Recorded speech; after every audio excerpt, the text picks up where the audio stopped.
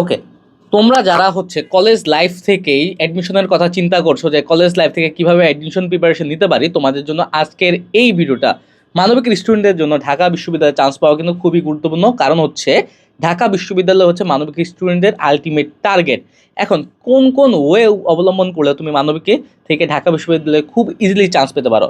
যেহেতু আমি ঢাকা বিশ্ববিদ্যালয়ের একজন স্টুডেন্ট, আমি তোমাকে একদম ইজিয়েস্ট ওয়ে বলতে পারবো। আবার তোমরা প্রশ্ন করো না ভাইয়া আমি কলেজ থেকে কি কি পড়বো অ্যাডমিশনের জন্য, নিজেকে তো প্রস্তুত করতে হবে। এখন সিম্পলি দেখো, অ্যাডমিশনে তোমার কি আসে বি ইউনিটে? বাংলা, ইংলিশ এবং সাধারণ জ্ঞান। এই বাংলা আর ইংলিশ এই দুইটা তোমার এইচএসসিতে যা আসে অ্যাডমিশনও সেম আসবে, কিন্তু ব্যাপার হচ্ছে অ্যাডমিশন একটু ডিপলি আসবে, একটু গভীর থেকে আসবে। সুতরাং তুমি যদি এইচএসসি থেকে নিজেকে ওইভাবে প্রিপেয়ার করতে পারো যে তুমি একটা পড়া পড়লে ডিপলি পড়বা, একটা গদ্য বললে ডিপলি পড়বা, একটা পদ্য বললে ডিপলি পড়বা, তাইলে কিন্তু হয়ে যাচ্ছে। এখন কিভাবে দেখো, সিম্পল, একদম সিম্পল দুইটা।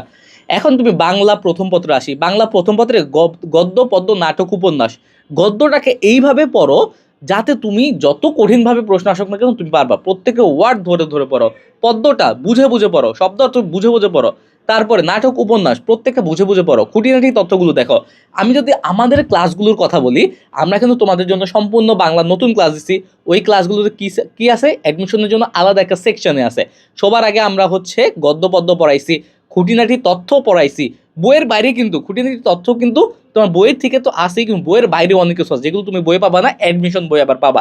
অর্থাৎ অ্যাডমিশনের বইয়ের পড়াও কিন্তু তোমাদের লেকচার শিটে আমরা দিয়ে দিছি, তোমার চেক করলে নতুন বাংলা ক্লাসগুলো দেখো সেখানে পেয়ে যাবা। তারপরে আমরা অ্যাডমিশনের যত প্রশ্ন আছে, একটা গদ্য একটা পদ্য না হলে 20টা 15টা 20টা করে অ্যাডমিশনের প্রশ্ন সলভ করে দিছি, ওইগুলো দেখো। তাহলে তোমার অ্যাডমিশনের কোশ্চেন সম্পর্কে একটা ধারণা হয়ে যাবে।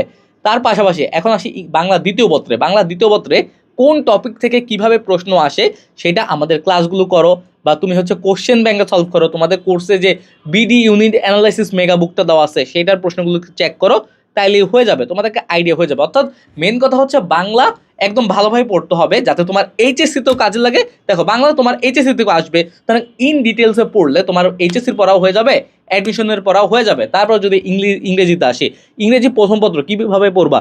ফার্স্ট অফ অল ইংরেজি প্রথম পত্র ওয়ার্ড ধরে ধরে পড়বা, ওয়ার্ড মিনিংগুলো খুব বেশি ইম্পর্টেন্ট।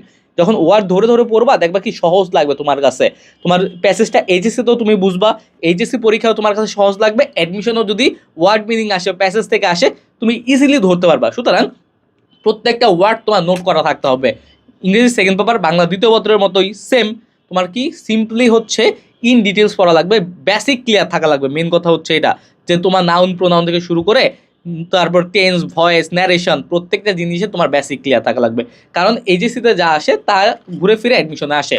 এবার আসি আমি তোমার কি ইংরেজি দ্বিতীয় পত্রে। এবার সাধারণ জ্ঞান, সাধারণ জ্ঞানের ব্যাপারটা আমি বলি। তোমার হাতে যদি সময় থাকে তুমি সাধারণ জ্ঞানটা পড়তে পারো, সময় না থাকলেও সমস্যা নাই, কারণ হচ্ছে সাধারণ জ্ঞানটা অ্যাডমিশনের সময় পড়া যায়। তোমার এখন কাজ কি? তোমার এখন কাজ হচ্ছে চারদিকের খোঁজ খবর রাখা, যে পৃথিবীতে কি ঘটতেছে, হ্যাঁ, কারেন্ট অ্যাফেয়ার্সগুলোকে মাথায় রাখলা। তারপর একটু সময় থাকলে আমাদের যে কোর্সে অ্যাডমিশন ক্লাসগুলো আছে বাংলা ইংলিশ সাধারণ জ্ঞানের অ্যাডমিশন ক্লাসগুলো একটু দেখলা, ওইখানে আমাদের যে ই বুকটা আছে ই বুকটা একটু ঘাটলা, শেষ, জাস্ট একটু আইডিয়া নিলা। কিন্তু জিকে আমি বারবার বলি সাধারণ জ্ঞান অ্যাডমিশনের সময় কমপ্লিট করা সম্ভব, কিন্তু বাংলা ইংলিশ যদি তোমার বেসিক ক্লিয়ার না থাকে সেটা কিন্তু সম্ভব না। এখন বাংলা ইংলিশ যদি এখন থেকেই পড়ো তোমার দুইটা সুবিধা হচ্ছে, তোমার এইচএসসিতে তোমার এ প্লাস নিশ্চিত হয়ে যাচ্ছে। বাংলা ইংলিশ এইচএসসিতেও কাজে লাগবে, অ্যাডমিশনেও কাজে লাগবে। আর এইচএসসি ভালো হলে অ্যাডমিশন তো ভালো হবেই, আর অ্যাডমিশনের সময় বাংলা ইংলিশ যদি তোমার ক্লিয়ার থাকে তাহলে 60% সমস্যা এখানে সমাধান, 60% তোমার সলভ হয়ে গেছে। আর 40% তখন তুমি এমনিই পারবা। অ্যাডমিশনে 60% প্রিপারেশন না থাকলে 40% প্রিপারেশন নিতে বেশি সময় লাগে না। এই হচ্ছে তোমাদের সহজ কয়টা প্রশ্ন সমাধান। আর যদি তো কোনো প্রশ্ন থাকে কমেন্ট বক্সে জানাও, আমাকে ইনবক্সে জানাও, আশা করছি আমি তোমাদের ডাউটগুলো ক্লিয়ার করে দেওয়ার চেষ্টা করব। আজকের ভিডিওটা এই পর্যন্তই, আবার দেখা হবে, সেই পর্যন্ত সুস্থ থাকো, ভালো থাকো, আসসালামু আলাইকুম।